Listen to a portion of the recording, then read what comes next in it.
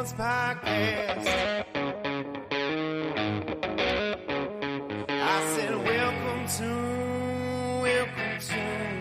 the Dirty Sports Podcast with Andy Ruther and Joe Prano. Welcome to the Dirty Sports Podcast. Welcome to the Dirty Sports Podcast. I'm your host, Andy Ruther, coming to you live from Cincinnati, Ohio, with my co-host from Los Angeles, California, Joey No Chill Prano. Hello, Andy. Early morning. 7 a.m. here in Los Angeles. I didn't even have time to make a cup of coffee. You know me, Andy. I'm a coffee snob. I didn't have time to do my French press, so we're here with a matcha latte, powdered matcha latte, and we're gonna do the best we can, man. I don't even know what that is. It's like you're speaking Mandarin to me right now. Don't even know. I did have time to froth some milk, though. Well, I'm battling some diarrhea, so I just have some water here because. Now, is this baby sickness? Is like I don't know, lack of sleep, the whole 9 yards. Let me ask you about your baby, though. Is your baby just constantly snotting? Is that like a thing? It's never stopped since she went to daycare. Yeah. But I mean, what is up with it? Like, literally, net has not stopped. And Yeah.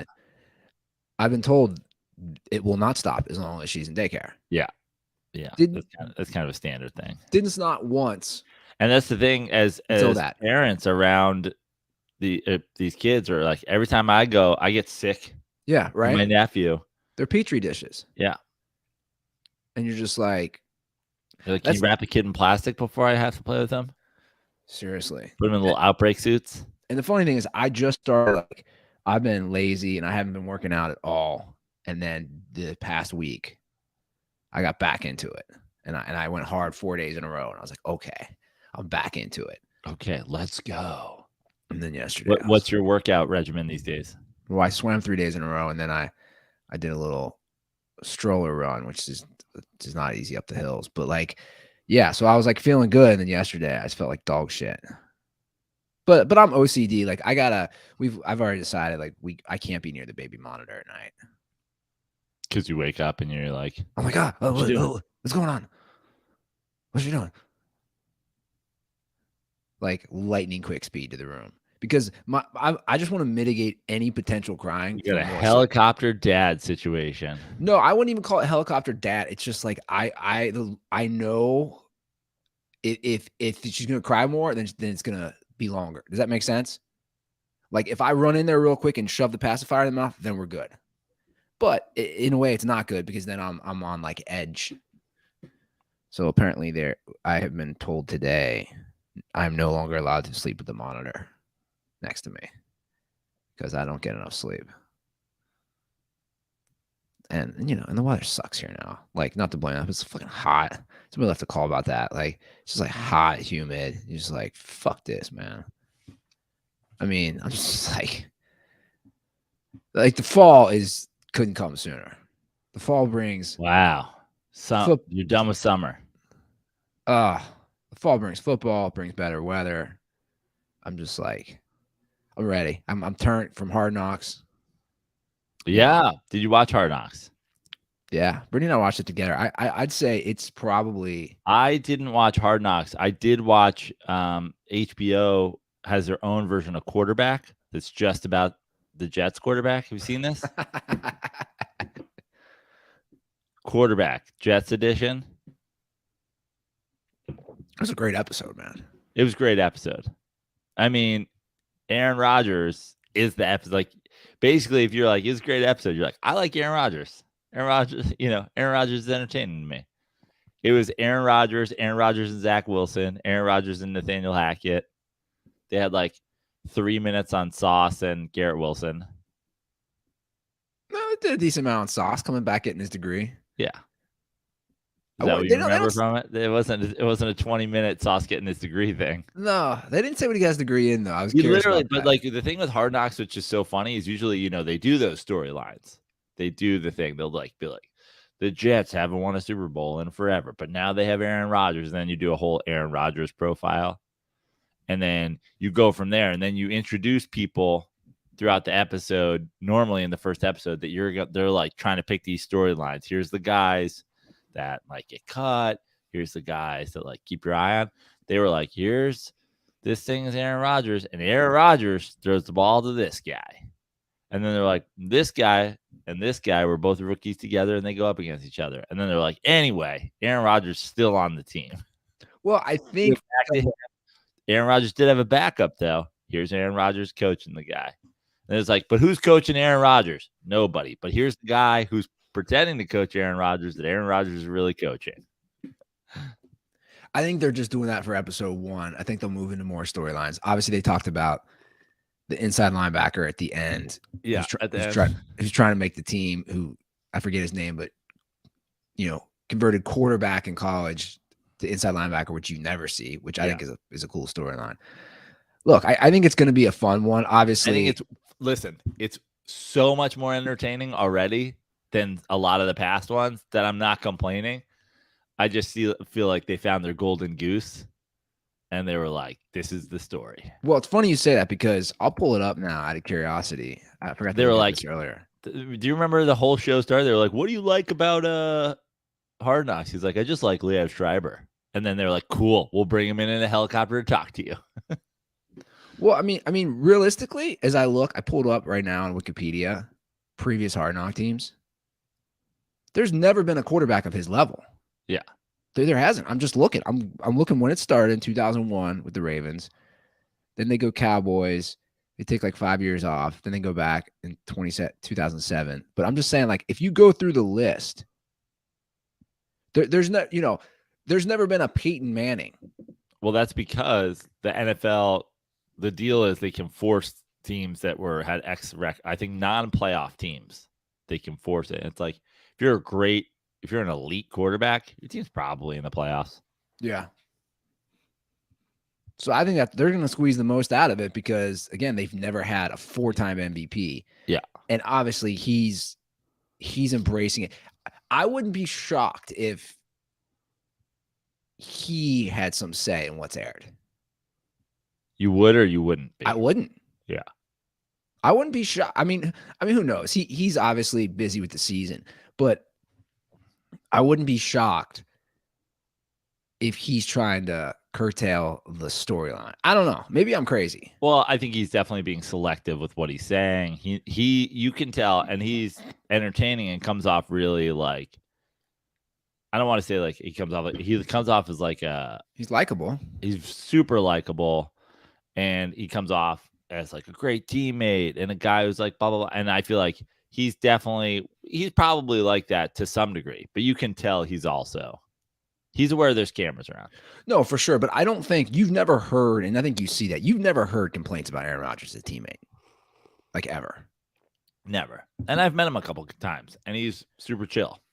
Yeah, right. So it's like you see that. Now, granted, they took it next level. They're in the defensive room. They're like, look at that pass. Like, yeah. It was a Aaron Rodgers slurp fest. Yeah.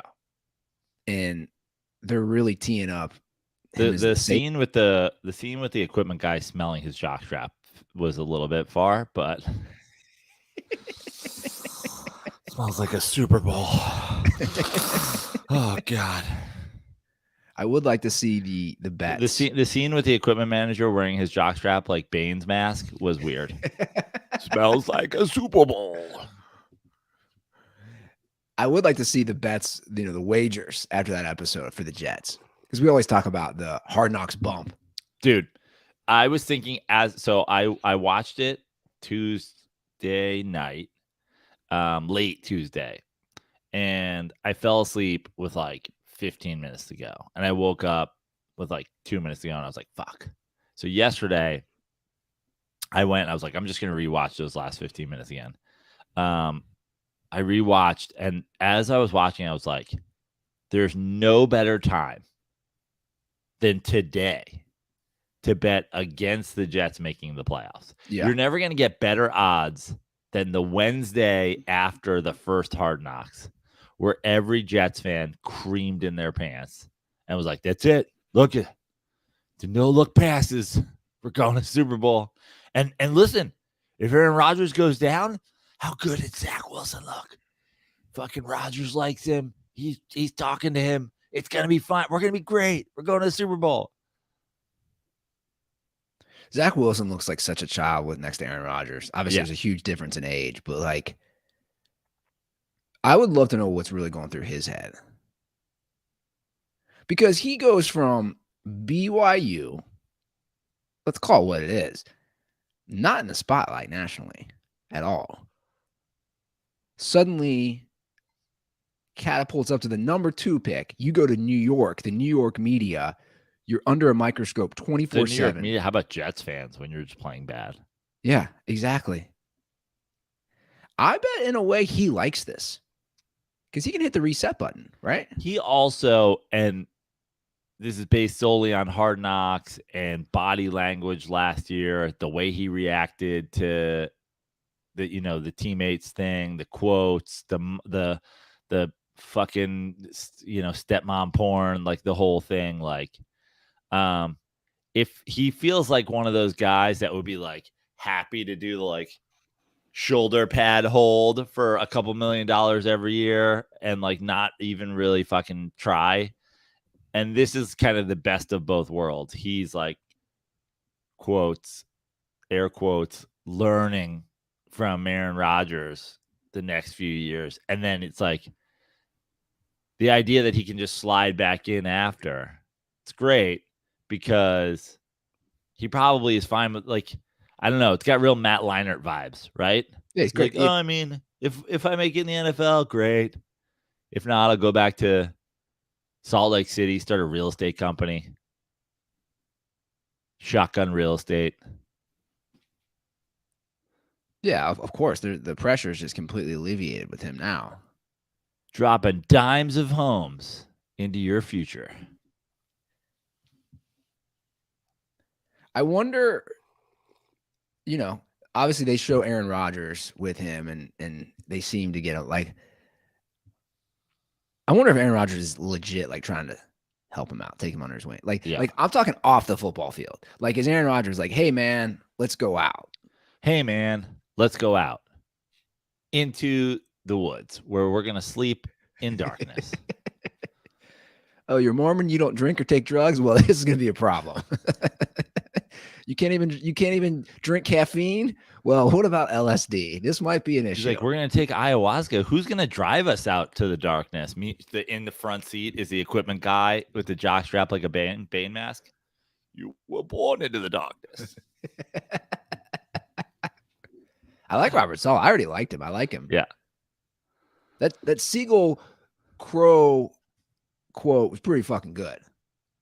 Yeah. I mean, look, the pressure's on them. They're still not the odds-on favorite to win that division. Yeah. But I do think last year with Aaron Rodgers is maybe an outlier. Obviously, he had a down year. I'm not saying he's going to be an MVP this year, but like, no way he goes from MVP just falling off that quickly. Right. Totally. Like in a way, we saw Peyton Manning's decline. There's a what's his name? Orlovsky. Dan Orlovsky put out a tweet, I don't know, a month ago now or 2 weeks ago now or whatever, breaking down Aaron Rodgers' interceptions last year and how a lot of them were like the chucked third down, deep ball. I always say, not all interceptions are equal. Like where they're losing, and he's like, we gotta make a play. Yeah. And also like it feels like, and I certainly did this, like the jumping on the Aaron Rodgers is the GOAT train when McCarthy left and they brought in LaFleur and they immediately had great season, NFC Championship. You're like, dude. But it always seemed, especially when they got far and the way they got beat up in those playoff games, it definitely felt like a little bit of fool's gold. Like maybe, you're being able to sneak through regular seasons and whatever, and you're playing really well, but you don't seemingly have what it takes to beat the best teams. It always felt like this was a real possibility, which is like, man, we have to figure out a way to beat those teams. We can't just hold pat. And when you make those changes, sometimes it gets you over the hump and sometimes it sets you back. And it feels like it really set them back. I mean, he also just didn't have receivers last year, just straight up, like none. And he started to find a little bit of something with what's the young kid's name? Yeah, I know you're talking about. I forget. Yeah. He started to find something in him, and they made a push, you know. But obviously, he's got receivers on the Jets. So, well, I mean, here's the thing, guys. Like, I think we sometimes forget. The Jets gave up the second least amount of points in the NFL last year. oh, Like we're talking, he's going into a top 3 defense. yeah. Aaron Rodgers doesn't need to be Aaron Rodgers for this team to be successful. He can be. I mean, look at Peyton Manning with the Broncos. That's kind of your situation. I mean, when Peyton Manning went there, he declined pretty quickly. But we forget that he went there. He wasn't himself when it came to arm strength, mobility, all that stuff. He was still himself mentally, and he still had enough arm. And the first year they were there, he broke like every fucking offensive record. Threw 50 touchdowns. Yeah. And then is that the year they got smoked? Yeah. Or is that when they got smoked by the Seahawks, or did they get smoked by the Colts in the playoffs at home? I think that's the year they got smoked by the Seahawks, right? Yeah, I think you're right. But that's what I'm saying. And then again, the next year, if we're right in this, they had another great offensively. Like I'm saying, he just didn't decline. Yeah. It wasn't as good. They get smoked in the playoff, and then it started to. And that's the thing is, like, if the Jets can do what they did last year, holding teams to under 20 points a game, dude, they're going to be tough to beat, man. Like, now, conversely, you know, Buffalo's a top 5 defense last year, too. So, but again, who you taking at quarterback, Aaron Rodgers or Josh Allen? That's not even a question for me. Not even a question. A lot of people would say Josh Allen. They're crazy. Absolutely crazy. You're taking the 4-time MVP. Now, he hasn't won a Super Bowl since 2010. He's won a Super Bowl. Yeah. Josh Allen's never even been to a Super Bowl. And I love Josh Allen, but, dude, him without Brian Daboll was not the best year. Like, turnovers were happening pretty frequently, especially in the second half of the season. And he was pretty turnover prone. Daboll got him, you know, together. They look great. They had a good year, really, really good year 2 years ago. Daboll leaves, turnovers are back. Daniel Jones, turnover machine. Daboll comes in, turnovers down, playoff win, big contract. Let's fucking go. And you know what? Let me tell you something else. Watching the second thought I had watching Hard Knocks, when I was like, oh, this is the time to bet, like, against the Jets making the playoffs. By the way, I think the Jets do make the playoffs. 100%. But no better time for odds to bet against them. So you know, I'm not rooting against the Jets by any means. Aaron Rodgers get hurt week 2, and you're back to where you were last year. So value-wise, no better time than that. But I was also watching, and I was going, oh, yeah, I like the Giants as the team in New York no one's talking about for once. This is great for us. Like, let's be under the radar. Let's have some training camp press conferences. Hey, Coach Daboll, did you watch Hard Knocks? Like, I want that. Like, give it to me. Well, look, man, I think I want no one talking about the New York Football Giants. They're going to find out pretty quickly. We're all going to find out quickly. I'm just looking at the Jets' schedule. You know, they open Monday night at home against the Bills. Yep. Then they're at the Cowboys on the road. Then Patriots at home, and then Chiefs at home. So my point is, like, you got some tough games to start. Yeah. So it's like let's talk about fucking sure thing, which is there's no sure things in the NFL. But let's talk about sure thing at Patriots. You know, let's just say that. Okay. You could be 1-3. 100%. And the Patriots is definitely not a sure thing. Yeah. Division. Yeah. I think they got to escape that 2-2, and then they'll be sitting fine. Or maybe, hey, maybe it's better, right? Aaron Rodgers won Super Bowl. It's when they won all those games. They had every game on the road, I believe, that playoffs. Whereas these recent ones where he's getting knocked out in the championship games, they're the favorite. They're at home. Maybe it's better. Maybe he plays better as the quote-unquote underdog in the playoffs. I don't know. But I think it's going to be good Hard Knocks. I know I was excited. That was the best Hard Knocks I've watched in a while, just as far as definitely the Aaron Rodgers show, which makes it interesting. But again, the coach is likable. You do have some interesting side storylines. Again, what did Sauce Gardner get his degree in? That's what I want to know. Chemistry, I assume. He's just making the sauce. Culinary arts. I guess I didn't realize. I don't know how I didn't pick up on this. They had the offensive and defensive rookie of the year. Has that ever happened before? Has that ever happened before? I don't know. But not only that, they were going to have the offensive rookie of the year with the running back with Breece Hall. Until he got hurt. Yeah, so they've drafted nice. Yeah, absolutely. But like you said, man, it's the Jets. But yeah, exactly. Not only is it the Jets, but there's all this. Winning a Super Bowl is so hard. There's all this pressure that comes with Aaron Rodgers being there, and there's all these expectations with Aaron Rodgers being there. But and this is not to shit on Jets fans by any means. Again, we don't have, as a Giants fan, we don't have the Mets-Yankees rivalry. We don't sometimes I feel like Jets fans get a little too, you're like, you guys never win shit. Like the Jets fans will go fucking crazy with a couple wins, which I always find hilarious. And this, again, not to attack Jets fans, but you don't win with Aaron Rodgers in the next couple of years. Suddenly, all those young guys we just talked about have to get signed, and your payroll's going up, and your quarterback situation is empty. You're as fucked as you can be in the NFL, essentially. Yeah, but we also both agreed if they make a Super Bowl, it's a win. Of course, they're the Jets. Yeah.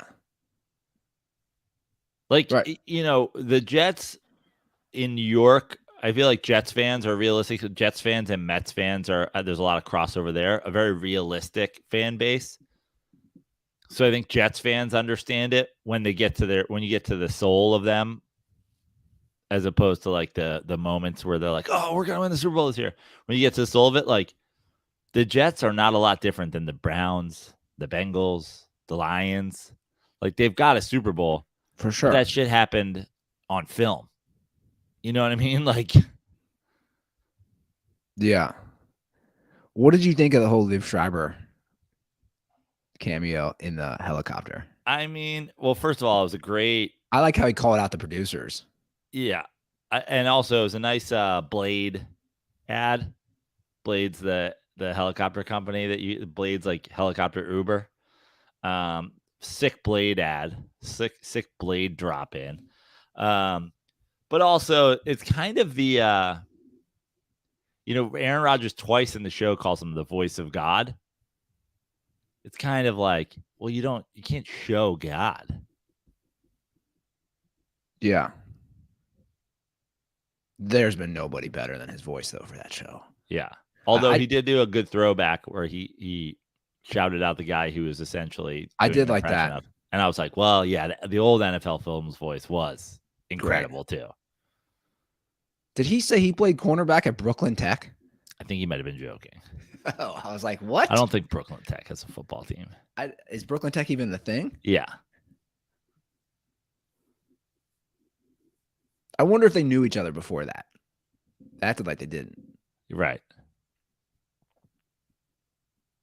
Yeah, it's the funny thing is I didn't know. I probably didn't know till the last few years that he was doing that. I don't know how. I just didn't pay attention. I was like, great voice. Yeah. I don't know much about his career, though, to be honest. Oh, yeah. He's been in a lot of great stuff, though. So, one episode in, don't take away the gambling. Who wins that division? It's tough. It really is. I think the Jets could. I mean, they're right there. Yeah, it's a coin flip for me. It has less. I think the Jets are going to be good. I think the Jets are going to win 10, 11 games. You know, it's really, to me, is like, do the Bills have some sort of drop off? In the NFL, your windows are so short. Yeah.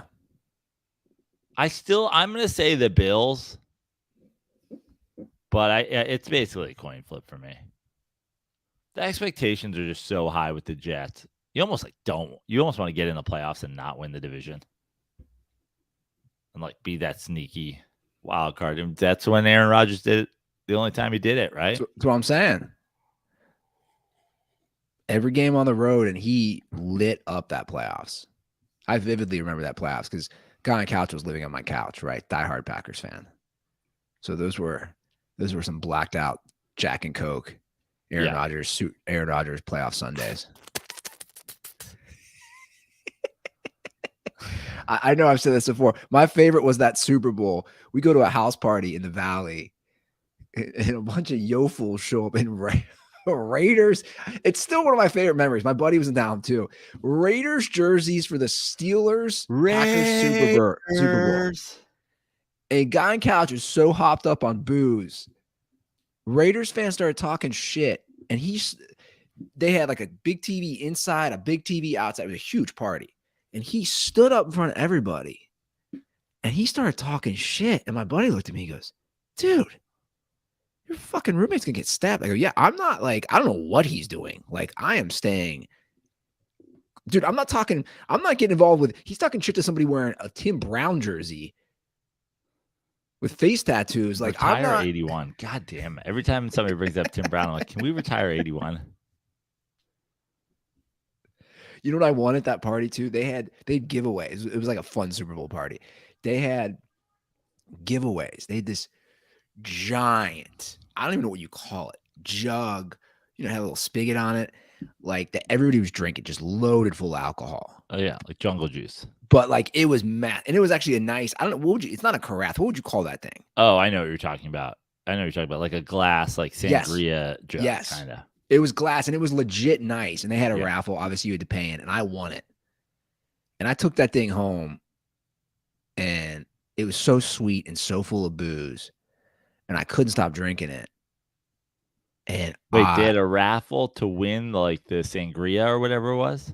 Yeah. Were people drinking it the whole party? I don't remember. It's a good question. And then they were like, the winner gets the leftovers and the carafe. I think that's what it was. But it was a lot still. I mean, most people brought their own beer, right? Yeah. It was one of those. Like most people brought their own beer.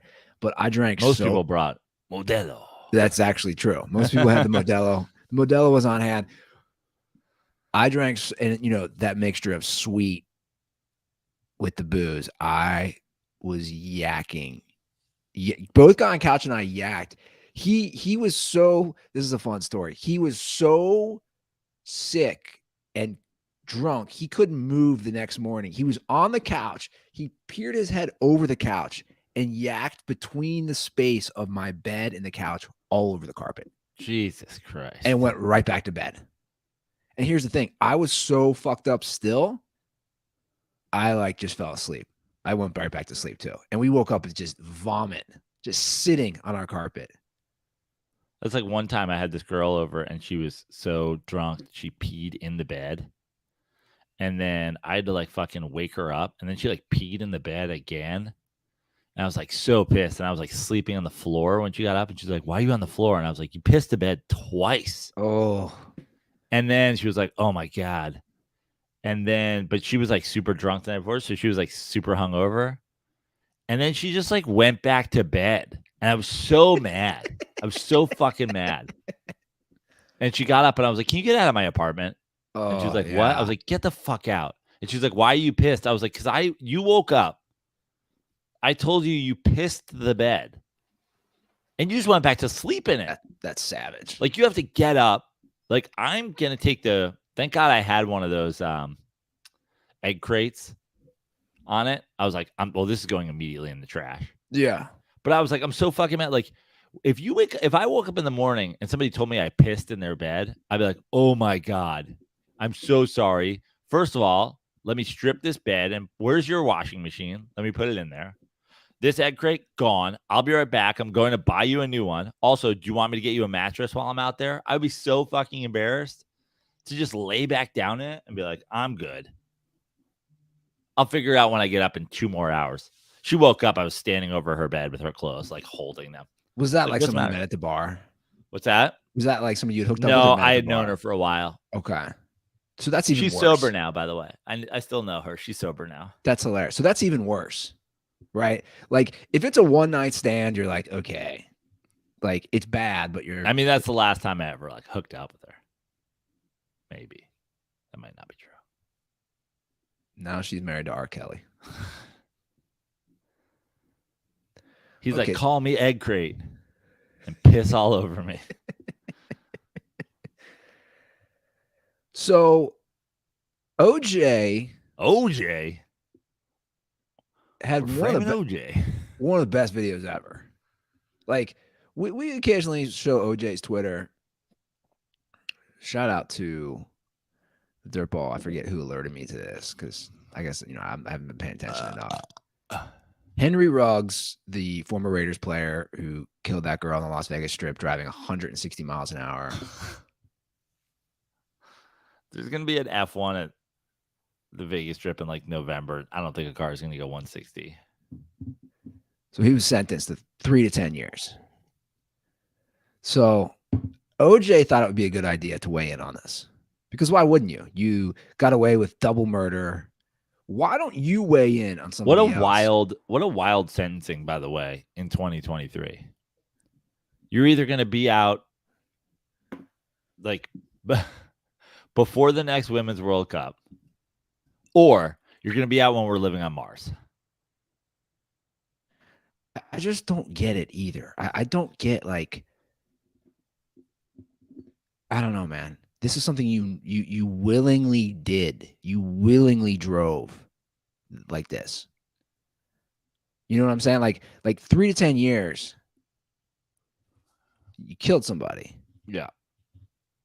And her dog too. I'm just saying like simply based off stupidity. I mean, I'm just reading his quote. I let my family, my teammates, and those who believe in me down with my actions and hurt so many. But why are you bringing up your teammates? Yeah. It's a wild take. Anyway, this is what OJ had to say about it because OJ's not happy about the 3 to 10. Hey, X-World, it's me, yours truly. Now, I know I went to college on a football scholarship, but somehow this math is not adding up to me. You're driving a car at roughly 160 miles an hour on a public street and end up killing a girl and her dog, and you get 3 to 10 years. You go to a hotel room that you're invited to retrieve your own personal stolen property I now have because it was ruled to be mine by the state of California. And you get 9 to 33 years. Same courthouse, same city, same state. I don't know. Somehow it just does not add up to me. A couple things. First of all, why is he dressed like he just went fishing? What is with the hat? The camo hat. Also, like the judge in the OJ case gave him like as many days sentencing or whatever. Like it was a very specific, not that coded message that he was getting charged with the murder. Yeah. Do you remember? She gave him like as many days as like millions he owed the Goldmans or something like that. I actually don't remember that. Yeah. It was a very coded message about like the sentencing. It was like very specific. Like OJ, I don't know how to break this to you. You basically got charged for the double murder that day. Like, but you know that. But you're acting like you don't know that.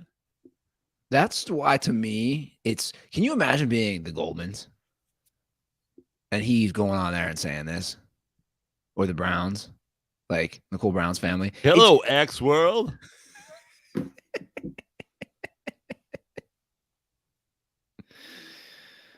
Dude, he's insane. And first of all, OJ. What's funny is Nicole Brown was his ex then, right?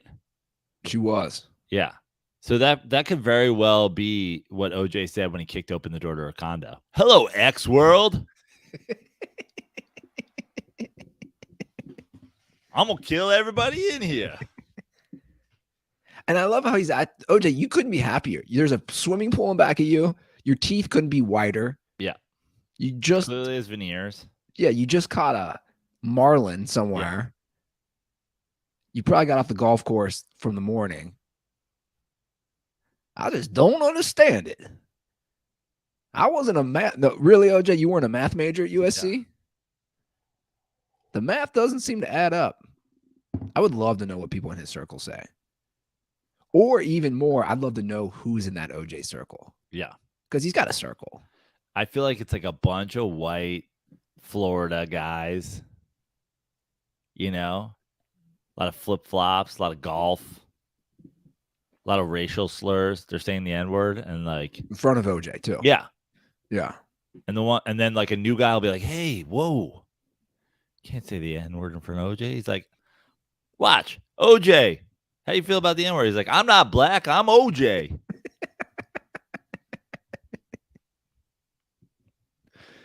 It's unbelievable. I just can't believe he hasn't done a podcast yet. Yeah. No, like he's guested, but I can't believe that he hasn't started one. Hello, podcast world. Welcome to another episode. If I Did It. I'm about to get my OJ framed. Your OJ jersey framed? Yeah. Shout out to Miliano. He sent it to me like 3 years ago. Which is a funny story. So remember how and by we, you, because you did a good job. You know how you framed the Bill Walton for yourself and Ray Guy one for me? Got my Ripken one that I just framed. Yeah. What would that frame cost you? $70 on Amazon. Exactly. So $70 on Amazon. So I go to a frame shop by me out of curiosity because they advertise, oh, we do jerseys. And I got $300. It's funny you know that. I was like, I bring in the OJ jersey. She's like, well, you want to have it placed like this? She goes, this is similar because it's a big, big one. She goes, it's similar to a hockey jersey with the sleeves. You want the sleeves to show and blah, blah, blah.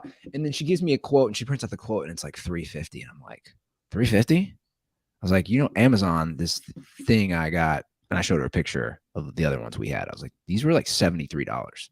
She's like, yeah, but it's professionally done. But I'm like, dude, you want 5 times the price of Amazon. Yeah. It can be a little tricky, but like you figure it out pretty quick. They give you pins. They give you pins. They give you there's a styrofoam, like there's like a foamish back thing. You just pin it so it's not wrinkled. But it's like even my Ripken jersey. It's not like ironed perfect, but it kind of looks better that way too. Like when it's too straight, you're like at least when it's got like the slightest ripple, you're like, that's a shirt. Yeah, and then you can pay too for the like the see-through glass. Like you go to a museum. And she's like, well, this would be the quote if you didn't want any reflection ever on it. And I'm like, what? Yeah. $500 drop on an OJ jersey. OJ's like, well, here's what you can do. You give her your jersey. You say you're going to pay $300 for your jersey. Then you show up later on when she calls you and says it's done. And you say, hello, framing world. I've got a gun. Give me my jersey. And then when they give it to you, you take it home for free. And then if anybody asks you, you just say, I don't know what all these judges is upset about. This is my property. Everybody knows it's my property. They gave me a receipt when I left there saying it's my property. So I don't know what's the problem here. I mean, I wasn't a criminal defense major at USC, but if they know it's my jersey and I know it's my jersey and I stick a gun in somebody's mouth and pistol whip the other guy in there, I just don't see what could be the problem. But again, we didn't have a lot of classes at USC where you was watching the Law and Order. I do love me some iced tea, though. Rest in peace, Belzer, who, by the way, I did not kill. That's amazing. You know what we forgot to talk about last episode? How do we forget this? Jay Sizzle messaged me, let me know. We somehow completely forgot to talk about the Ramirez Anderson fight. Oh, yeah. That's true. We did forget to talk about that. Like, this is one of the craziest fights I've ever seen in baseball. I don't know if it's the craziest fight I've ever seen, but because he knocks him out. Yeah, but it is one of the it is one of the most like you in all the sports fights, you never really get to see a guy actually land a punch that's so firm that the other guy goes straight down. 100%. Like across sports. Yeah. I mean, look at this. This is slow-mo. Boom. And he goes immediately into the dirt. Yeah. Like if it was a UFC fight, they'd be like, it's over, it's over, it's over, it's over. You can't hit him, you can't hit him, you can't hit him. I mean, it's like he got a good punch on this. Yeah. Oh my God. And Tim Anderson, by the way, have you seen all the thing? Like people were he had like all right, I'm asleep. Like a tweet from like 8 years ago. That started getting retweeted. Basically any tweet of him being like, I'm going to bed. I'm going to sleep. Anytime he posts like 50 tweets, he's been deleting. That's hilarious. Yeah. What's the history with those guys? Do they have any? I don't know. Or is it just the slide? Yeah. And then what he did when he got up. I mean, they're in the same division. Tim Anderson's been known to pimp a home run or two. Sure. So I'm sure it didn't take a lot. Yeah, some wild stories out of baseball lately. This Kevin Brown thing is nuts. So crazy. Did you see the Gary Cohen thing? What he said? Well, I think I watched what he said. Yeah. Well, I watched a lot of guys what they said. But this is what Orioles announcer Kevin Brown said to start the whole thing off. So he was suspended indefinitely, which I still don't understand. Nobody does, for saying this about the Orioles against the Rays. Brandon Hyde has felt like this has been maybe the toughest ballpark to play in, but the Orioles have a chance to do something special today. They've already clinched at least a split in the series, winning 2 of the first 3, and they could pick up a series win behind Tyler Wells today. It's been a minute.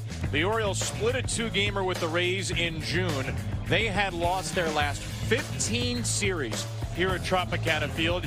You have to go back to when our now colleague Brad Brock picked up the win in the series finale June 25th, 2017, the last time the Orioles won a series here at St. Pete. Already got 3-2 at the Trop this year after winning 3 of 18 the previous 3 years combined. It is a stark difference, Ben, and it is not a bad Rays team. It's not like all of a sudden the Rays became slouches in the American League East. They've led this division every day, but now 2, and the Orioles once again are back alone in first place. I mean, it's nuts, dude. And it's really praising this current Orioles team more than it's like dissing the franchise. 100%. All he's saying is they have played terrible in Tampa. Yeah. Now they're good. They're in first place. Is that where we're at? You can't criticize your team? No, I mean, that's just where we're at when your owner's a fucking lunatic asshole. Like, how insensitive? Or like, how sensitive, I mean. Yeah. Right? You guys should give Orioles upper management the Limp Dick of the Year award. I mean, seriously. Yeah. Talk about cuck. I mean, you know, I've often praised, and I don't know how many people have, you know, ever had a chance to watch it, or anybody who has like MLB package or whatever, but I've often praised, and people probably are like, oh, that's Homer shit. but the Mets broadcast, especially when it's Gary, Keith, and Ron together, it really doesn't get better in all of baseball. And one of the main reasons is the guy who holds it down, Gary Cohen, being the broadcaster that leads two great 86 winning Mets in. He tore them a new asshole, and it was so great because just go get on, just come on the air before a Mets game and be like, hey, I got to tear Orioles management a new one. Yeah, so it's so great. So this is what he said. Yeah, I'll pull it up. I watched it before, but let's play it again. So this is what he said during the Mets Cubs game. Middle of the game. Sorry. Middle of the game. But they go to them in the booth. Yeah, bottom of the fourth inning. Well, we were just in Baltimore watching a resurgent Orioles team that has really gotten the attention of the fans there.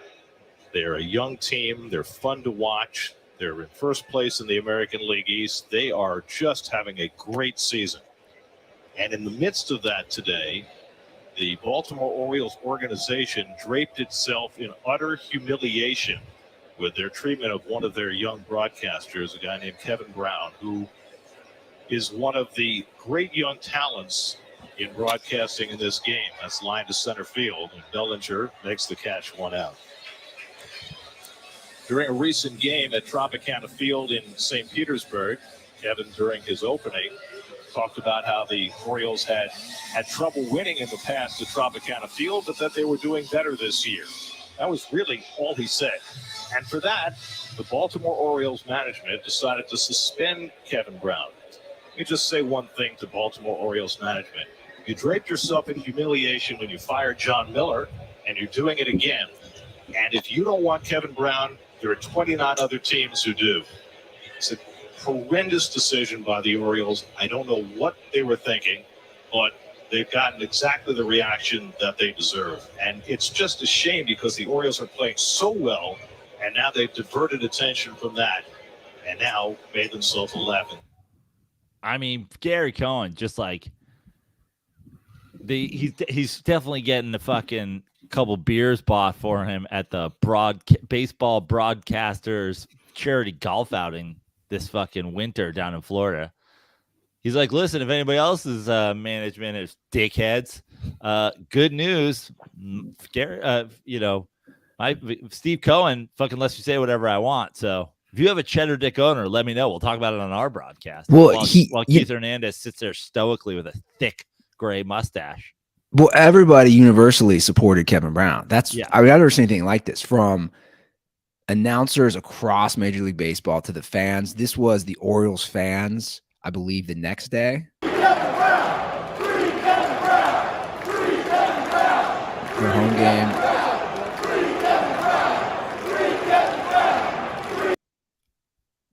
What a fucking douchebag owner. Yeah. Yeah. I mean, I've never seen anything like it. And to be honest, I always like announcers that aren't scared to criticize. I mean, he didn't even criticize. I know. He didn't. He didn't even criticize. That's the thing that's so insane about it. Yeah. I watched it like 3 times the first time I saw the story because I was like, where does he slip in something? Sure. He doesn't. He literally just gives statistics. I know. You're right.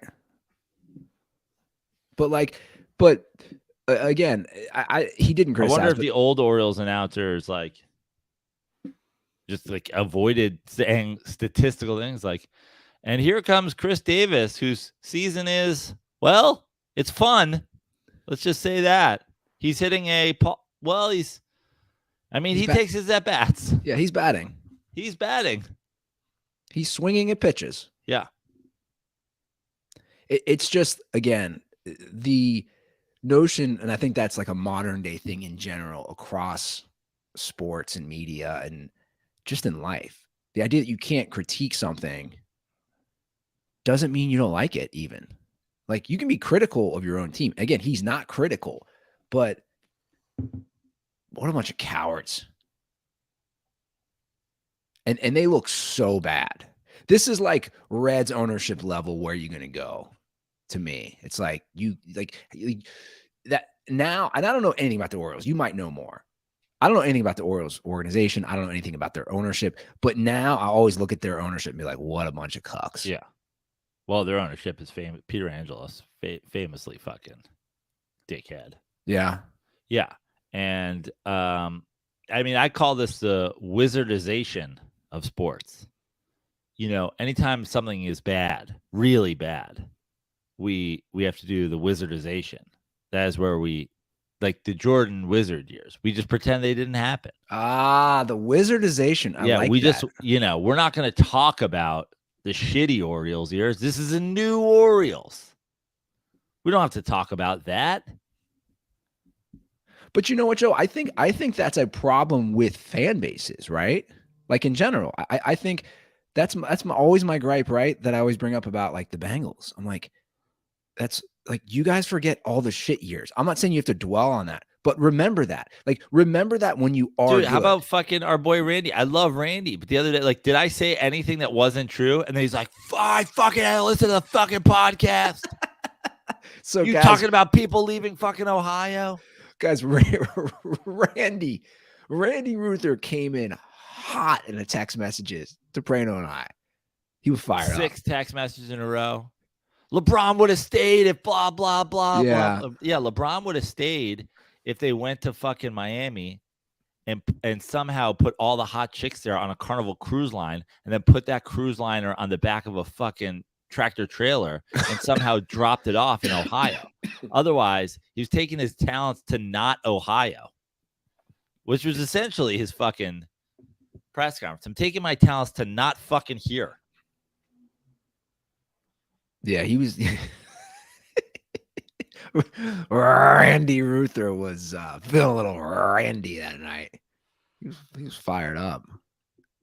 But that's my point. Is like I think the Lions are a prime example, right? So I think the Lions are the Vegas favorites to win the division. And I think there's a good chance they do. It's like, you can't just ignore the last 30 years. You can't ignore Calvin Johnson retiring, Barry Sanders retiring, 2 of the best ever. You just can't ignore that because they're good. Again, it doesn't mean you can't embrace the good things that are happening. But no, we're just gonna act like none of this happened ever before. It really is the wizardization. I like that. Yeah. It's pretty good. So the weekend is here. The sun is going to be out, Joe. And I think I talked about the weather here. I think I got a little baby girl this weekend. I think I'm going to head over to my brother's. He's going to have the Miller Lights flowing because he loves him some Miller Lite by the pool in the summer. He's got a pool. Is there anything better? Truly. Is there anything better? I turn into a kid again when I'm by the pool with a Miller Lite. I'll be like, I'm going to jump off the diving board, throw me a Miller Lite on my way. Can I catch 2 of them and do the Stone Cold Steve Austin before I land? Right? You give me one of those inflatable unicorns and a 6-pack of Miller Lite. You're not getting me out of the pool for 2 hours plus. Like my hands will be pruny from holding Miller Lights and bathing in the pool. When I was back home, I took my nephew to the town pool, and as kids, we used to live at the town pool, and went to the snack bar, got some mozzarella sticks and a grilled cheese for the kid, hanging out, and I was like, man, here's something you don't realize as a kid. The adults here just want a Miller Lite. They're all hanging out. I was like, God, why don't they serve Miller Lights here? I know. Well, I've been thinking about that lately too. I was on the swim team, and the swim club that my family belonged to is actually right by where I live. And they do serve booze. Wow. So now I'm like, okay, that's why, because the turnout used to be. That's why some people move to Ohio. Yeah. The turnout used to be really great at the swim meets with the parents. And now I get it.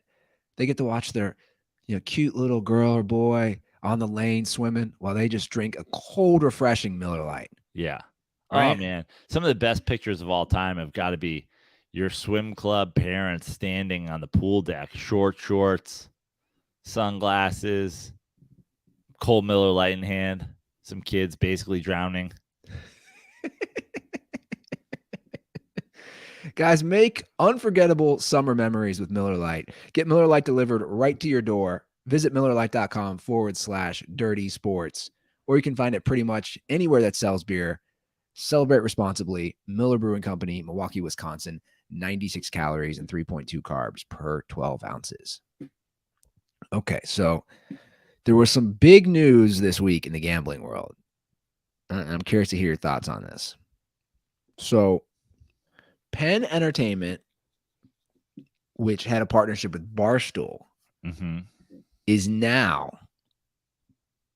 agreed to pay ESPN $1.5 billion in cash over 10 years to create ESPN Bet. I've seen a lot of discussions on this. Yep. So a lot of discussions revolve around kind of the regulatory or legal side of it, which I think is an interesting discussion. How can, quote unquote, the worldwide leader in sports have their own betting app with personalities connected to it as far as affecting the lines? Right? Like ESPN currently has a deal with Caesars. Yep. But the argument is if Stephen A. Smith goes on ESPN and says, I think without a doubt the Chargers cover this week at -6, is that going to actually affect the lines, which then is a whole no? No, because so every gambling site, every casino, every whatever, like the only way these things fail, and essentially they don't, like if somebody signs up, and that's why, we've worked with a couple of companies, whether it be, I don't want to list names because whatever, but we've worked with a number of gambling companies over the years. Sure. They just want signups, right? Would you agree that they're like, listen, that's all I want. Yeah. We just can't get people signed up. The idea is if you get people signed up, they're going to wager. We make money. Why? Because people eventually lose. Even if they win, it stays in their wallet. It's whatever. They lose, right? And the idea is the only way that these sites lose is by getting the line wrong. By just getting it so blatantly wrong. People always forget the whole point of the line, even though it is spot on so often. What Vegas is doing, and Vegas essentially sets the line. And there's a book I read years ago, The Odds, that talks about how like really it's just like one or two guys who make the line and they get it out early. And then it can be adjusted really quickly by a big bettor coming in and thinking that they're like, oh, fuck, no. Like, they got it wrong. I'm betting heavy this way. They adjust the line immediately.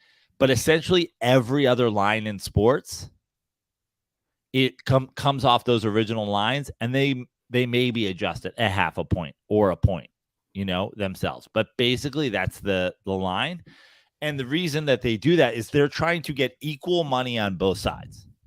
If they get dead equal money on both sides, they're ecstatic because then they just take 10% from everybody. Those bets cancel each other out. Yeah. They take 10% from everybody. And then you get into the parlays and the teasers and all that. All they do is make money on those. All they do. If you hate money, bet parlays.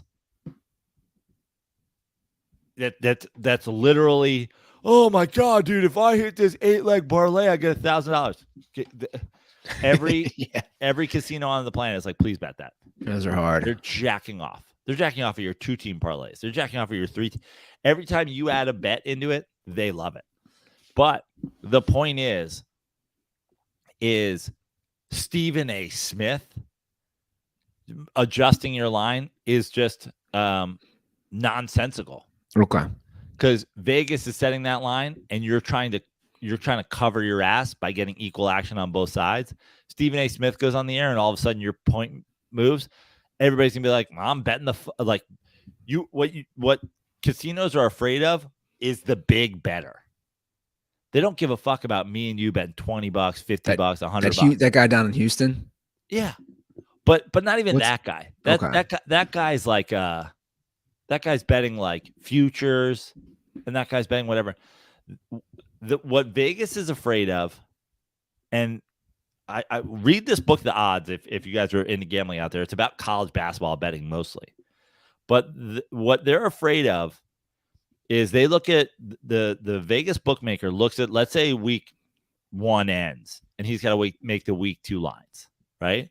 He's like, I got Detroit at the Packers. Some gambler, some big-time gambler sitting at home and is going, okay, I think Detroit's a 3-point favorite in this game, right? If that line goes up and it's Detroit 1-point favorite, he comes in there and he's like, here's $70,000 on Detroit because your line doesn't match my fucking line. And then all of a sudden, literally in that first 10 minutes, the line's up. You'll see that line jump up because they're like, fuck, we fucked up. Johnny the Snake or whatever, who literally has a Brant Tobler. I think this is what Brant used to do, is sit in the sports book with like a duffel bag full of cash. So that guy can sit at home. And when that guy line goes up, he's like, Brant, they fucked it. Go put $70,000 on that line. They have runners just sitting there with cash ready to bet their fuck up. And then the line will move and they'll go, we fucked up. They know something we don't know. Like, adjust that line. Because they're trying to get even money, right? So yeah. all of a sudden, they've got $70,000 on one side, and now Johnny Public, as they call us, they have to adjust the line, so we bet it back $20 at a time. Gotcha.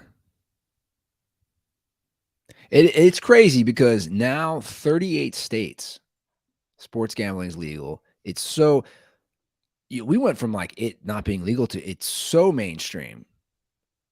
Right? Everywhere you go. It's in the arenas. It's in the stadiums. Now, I have no problem with that personally. I'm like, dude, people want to gamble. It's not my job to tell somebody what to do. Right?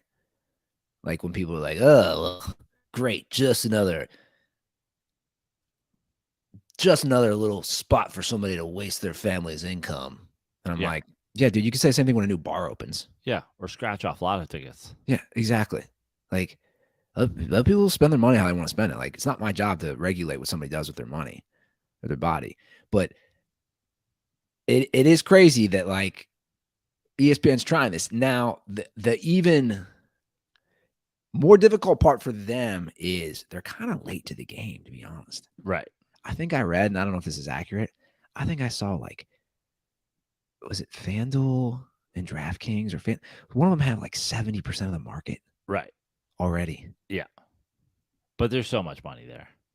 It's like saying, it's like saying somebody who opened a new casino on the Strip. They're like, you're late to the game, man. Golden Nugget's been here for 50 years. He's like, I'll figure it out. I'll be fine.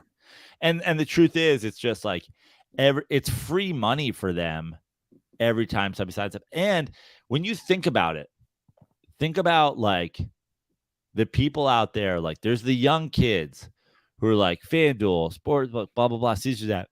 There are old heads out there with gambling still, being legal gambling still being relatively new and be like, you can bet ESPN bet. I like ESPN. Yeah, I've always trusted ESPN. I'll bet with ESPN. Also, correct me if I'm wrong. I didn't read too much into this, but Penn owned Barstool essentially, or owned the majority of Barstool. So they had started, and then they had fully bought all the shares. So, and I believe part of this is Barstool goes back to Portnoy or whatever. So here's what's crazy. So he goes back to full-time ownership, but because they can't promote gambling. Right. Which is crazy. But I think so there's the Barstool going back in the head. Like, I don't give a fuck. Like, I'm sure there's some guy jacking off who's like, now Johnny Stool can talk about shitting on girls again in a frat house because he's not, like, I don't give a fuck. Yeah. You know what I mean? Sure. Finally, we can do smoke show of the day again. whatever the fuck is going on over there. I don't give Sure. a fuck about. But I believe Barstool had their own gambling app. Well, so that was with Penn. Right. So what I'm like saying here's is so like here's an that's example. done. Done. So those users can immediately go to ESPN Bet. Correct. So and it's not just that; it's the brick and mortar. Brick and mortar. Is it mortar? Yeah, mortar. So, like by me in Indiana, there's a Barstool Sportsbook. Oh, which that'll become an ESPN Sportsbook? Oh, I already just read an article. They said within a month that would be the ESPN Sportsbook. Wow. So there you go. So ESPN has an online and real life sportsbook. correct. That's already built. Correct. And the like everything online's already built. The places are already built. So ESPN gets that, and Barstool gets, to talk about like date raping people without like screwing Penn's gambling ties or something like that. Right? Well, yeah. So they can't do anything gambling. Right. So, But also, I mean, I think the thing was, I think the issue, if I recall, the issue at one. So I remember this from a couple months ago. This is really, this is like the Peter Angelos Orioles thing. Mr. fucking no one tells me what to do. I'm El Presidente or whatever. Had to fire a guy for using the N-word while rapping the lyrics to a song. And I was like, what? I think that happened. And he was like, yeah, I got to fire him because we're putting like Penn's gambling shit we have a review board. Sure. And I can't not fire you. So essentially, a lot of the content on Barstool was because gambling has a review board. Well, they weren't getting, they straight up were struggling to get licenses places. And one of the reasons was the stuff that they were doing on Barstool. Correct. Right. So Penn separates themselves from that. They Goes can to now ESPN. They can now do ESPN. And Barstool guys can say the N-word while they eat pizza or whatever. I am looking forward to Stephen A. Smith's over-under of the week. Yeah. So, yeah, they have access to talent now within ESPN, which I'll be curious, who they choose on that. But, yeah, it's ever-changing, man. All right, we got to get to some calls because I know you got some things. I want to do one quick update because I want to shout out a good friend of mine, but also this is a really cool story that broke. So an hour ago, my friend Matt Janella runs Fire Pit Collective, which is a golf content creative collective. He runs that down in San Diego, but he's got Shipnuck, who, Alan Shipnuck, who had the big beef with Mickelson or whatever. Anyway, they have a big breaking news story that they put up today, and it's already kind of going crazy. Exclusive, the first excerpt of Billy Walters' autobiography, Gambler, is here. Walters reveals the stunning scale of Phil Mickelson's gambling, $1 billion in bets, and a phone call from Phil from the 2012 Ryder Cup in which Phil risked everything. And then this is the blurb quote. He was so confident, he asked me to place a $400,000 wager for him on the U.S. team to win. I could not believe what I was hearing. Billy Walters on Phil's phone call from the Ryder Cup in 2012. So Phil Mickelson, degenerate, stoked about ESPN Bet. Yeah, degenerate gambler. Yeah. Man, keep him and Charles Barkley away from each other on the course. But $400,000 betting on your own Ryder Cup team? Some confidence. Can you imagine Michael Phelps making a phone call from the blocks and being like, I want to put $1 million on this relay? And they're like, dude, you're like, the race is about to start. He's like, I know. We're going to kick the fucking shit out of these guys. That's crazy. That's insane. All right, so let's hear a few calls from the Dirtballs. Hotline as usual, 310-359-8365. Here's an interesting one to start it off. What's going on, Dirty Sports? This is Hunter from Michigan.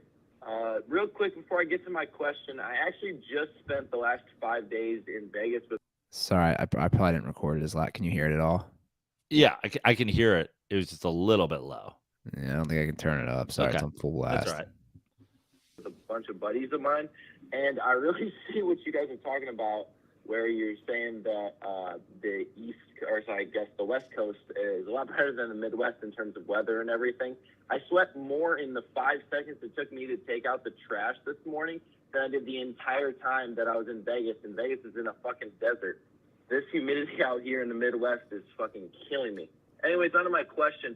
You guys were talking about LeBron a couple episodes ago, and as well as his son Bronny, which led me to kind of thinking, how many years into the future, playing one-on-one with both of them going as hard as they possibly can, how many years into the future is it going to be until Bronny can beat LeBron in a game of one-on-one? I think it's going to be kind of difficult for him to ever reach that point, specifically because of LeBron's post-game, but I would be curious to hear your guys' thoughts. At what year on the calendar able to beat LeBron James in a game of one-on-one? Thanks for the thoughts. Peace out. Okay, interesting question. For sure. Bronny versus LeBron one-on-one. I think that this is all on LeBron. This is, if you look at athletes when they retire, it goes one of two ways, especially a guy like LeBron James. Oh yeah, he either gets fat or stays jacked. He's either like, he's not just going to become a guy. He's Sean Kemp. He's going to get fucking gigantic. He's a gigantic dude. 6'9". He's either going to get fat as fuck, or he's going to be like Arnold Schwarzenegger, where he's just like, I'm 75. Look at my biceps. I still ride my bike down. I do bunny hops over crackheads on the beach every day. So that's on LeBron. Like I agree. I mean, even Bronny, like playing college basketball and then playing into the NBA, like LeBron will be 5, 6, 7 years removed from the NBA and still be like a backup forward in the NBA. And when you're talking about one-on-one, I mean, the ability to back somebody down, he'll always have a shot-making ability. I would say, I mean, I think it's a decade. I think LeBron's 50. And Bronny, if Bronny's still playing basketball, is still playing organized basketball in the NBA, I think it's 50. That could drop if LeBron just gives up, which I don't see happening. Like he retires and he's just like, I'm going to be the fucking guy. He's like, taco every day.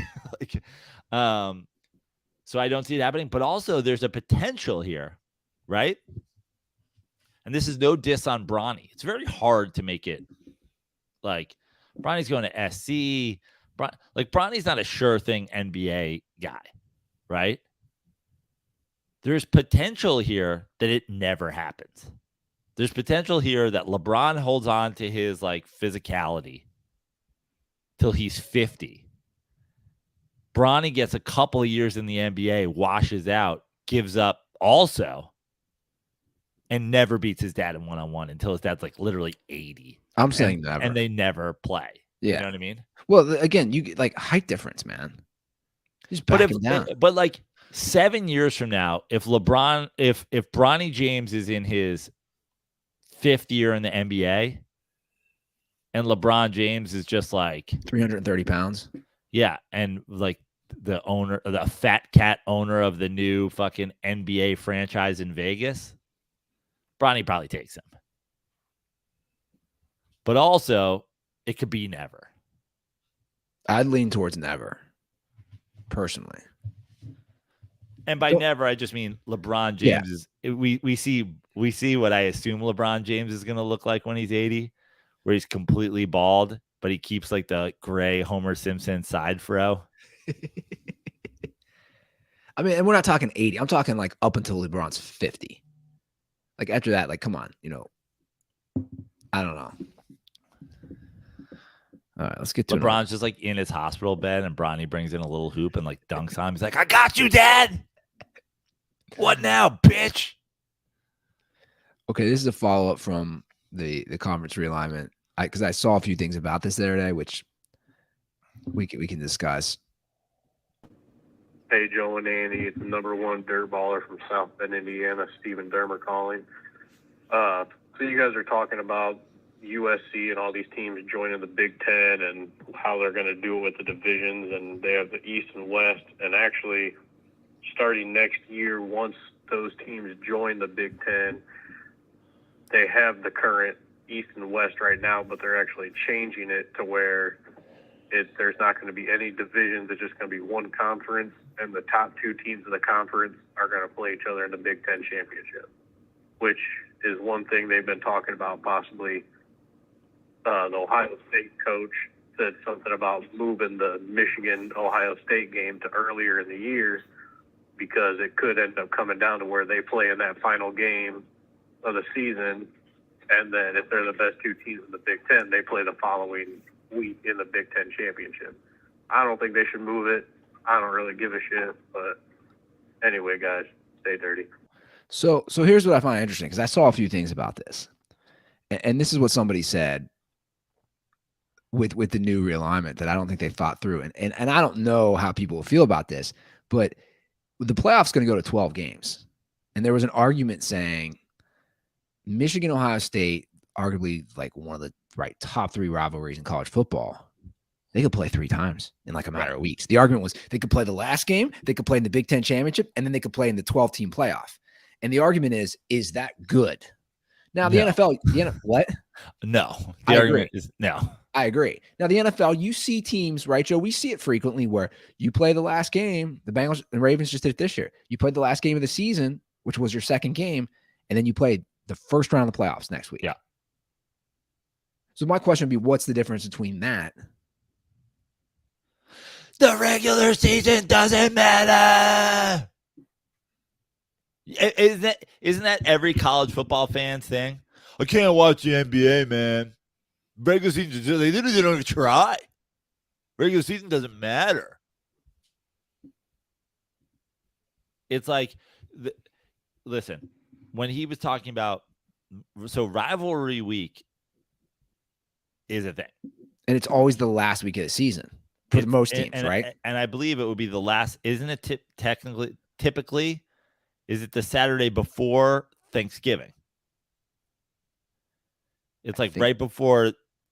I think now some of them differ. I think Auburn, Alabama might play after Thanksgiving. Okay. I think, USC, UCLA, but they're traditionally at the very end of the year is the point. But I guess the thing is, it's like, oh, there's a tradition in that. But yeah, there's also a tradition of the Rose Bowl. And it's like what's hilarious is that everything that people, if you're a college sports stan, all the things that you swear are better, they've stripped from you. Mm-hmm. They've stripped the rivalries. They've stripped the regional shit. Mm-hmm. They've stripped the regular season matters. They've stripped whatever. So it's like, it's all gone.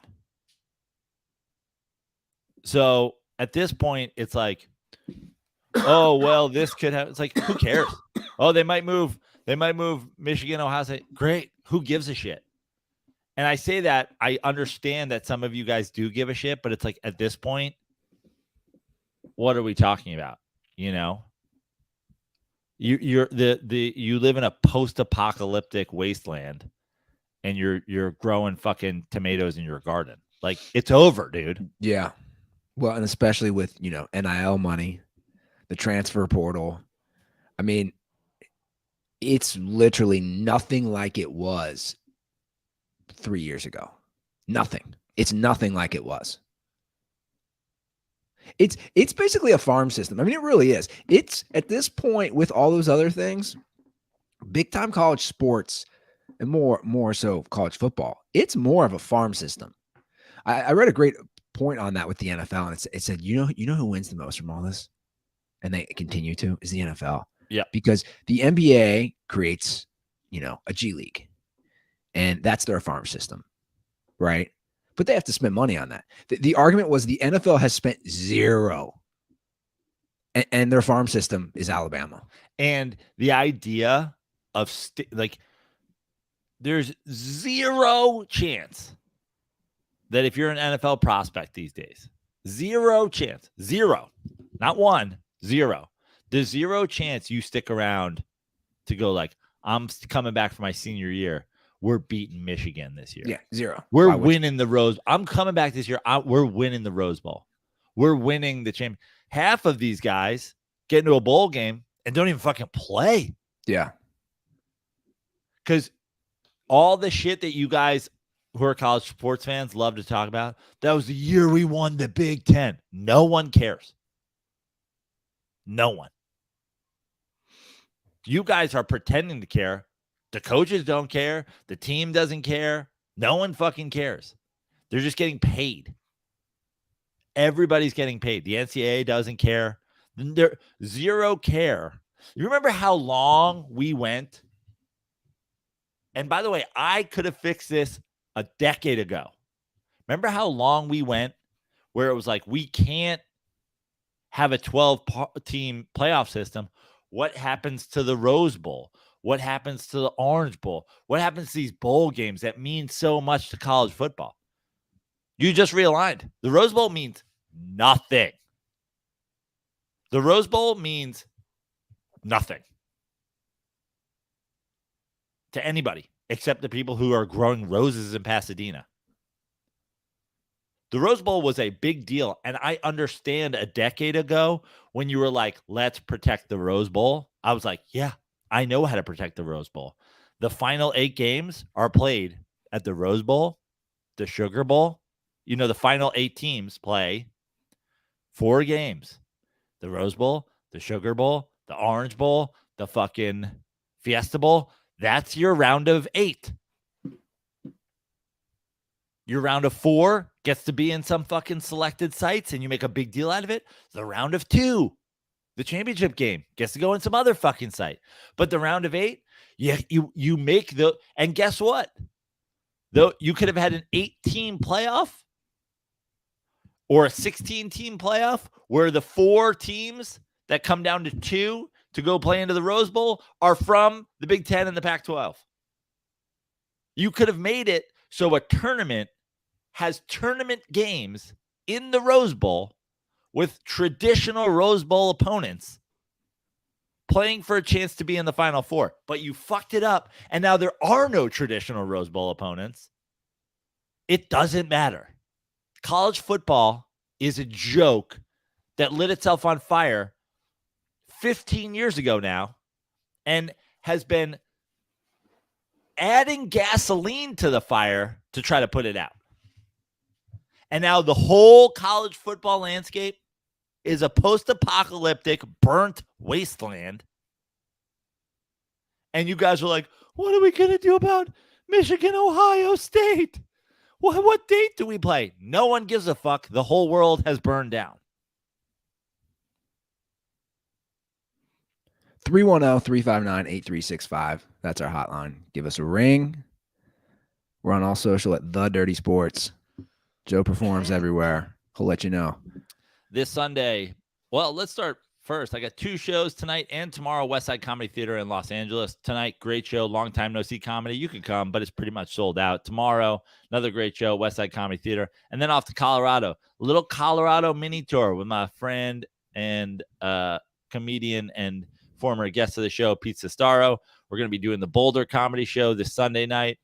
We might pop into the Tuesday night, like new talent show at Comedy Works on Tuesday. Thursday, we've got a show. I can't really tell you where it is. It's a don't tell kind of situation. Friday, Saturday in Steamboat. Come there. I'll be back in LA with shows in LA, and then I will be hitting the road again throughout November and December. We got Alaska. We got Vegas for Raiders versus Giants.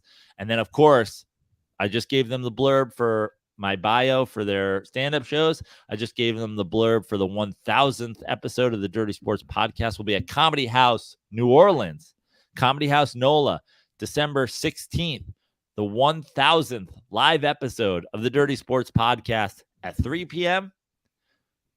Little mini break, stand-up comedy shows at 7 o'clock and 9 o'clock. It's going to be awesome. It's going to be a hell of a weekend. Giants at Jameis that Sunday, talking about a barbecue tailgate. It's going to be lots of events happening. So keep your eye on Comedy House NOLA's website, or just get your travel plans together now, and I'll let you know when tickets are up. But they will be up very, very soon. Cool. All right, guys, that's our show. Thanks for listening. Thanks for watching. We'll see you guys on Monday. Have a great weekend. And as always, stay